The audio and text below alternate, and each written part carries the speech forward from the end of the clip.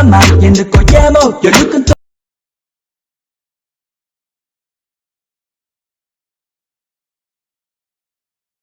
put it on, get up, play it, looking like a Cinderella.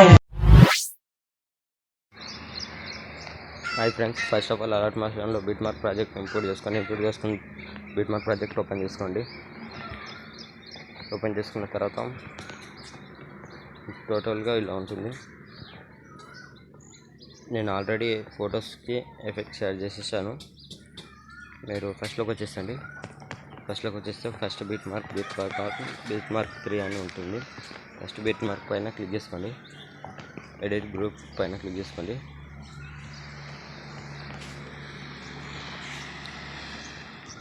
ఇలా click చేసిన తర్వాత కింద ఫోటో ఉంటుంది. ఫోటో పైన క్లిక్ చేసుకోండి.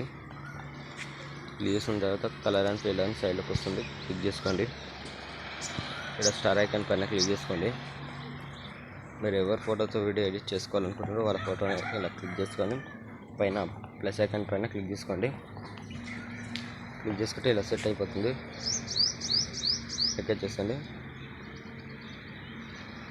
ఇలా వచ్చేస్తుంది. సెకండ్ గ్రూప్ దగ్గరికి వచ్చేసండి. సెకండ్ గ్రూప్ పైన క్లిక్ చేసుకోండి. ఎడిట్ గ్రూప్ పైన క్లిక్ చేసుకోండి. క్లిక్ చేసుకున్న తర్వాత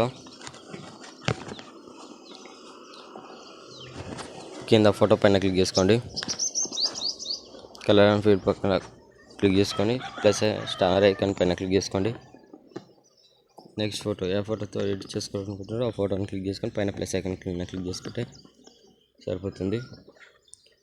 చూసుకున్న తర్వాత బ్యాక్ వచ్చేసేయండి.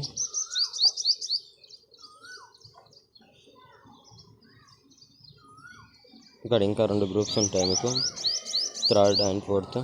ఏ గ్రూప్స్ కూడా సేమ్ ఎలా చెప్పానో అలానే యాడ్ చేసుకోండి ఫొటోస్. తర్వాత ఇక్కడ 3.7 మిల్లీ-సెకండ్ దగ్గరకు వచ్చేసేయండి. వచ్చేసిన తర్వాత సేమ్ ఏం అంతే ఉండదు. ఫోటో పైన క్లిక్ చేసుకోండి.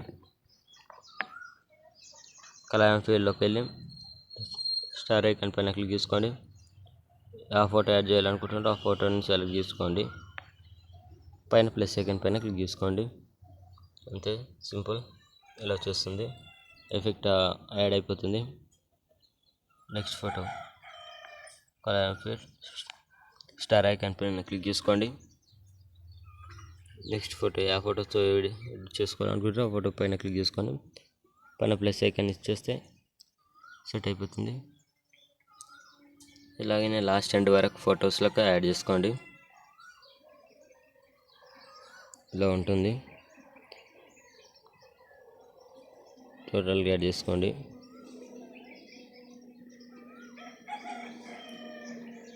యాడ్ చేసుకున్న తర్వాత పైన ఒకసారి చూసుకోండి,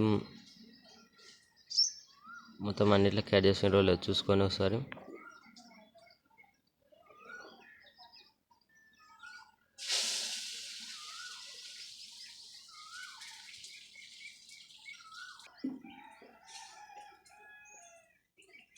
మంచి క్వాలిటీలోని వీడియోని ఎక్స్పోర్ట్ చేసుకోండి.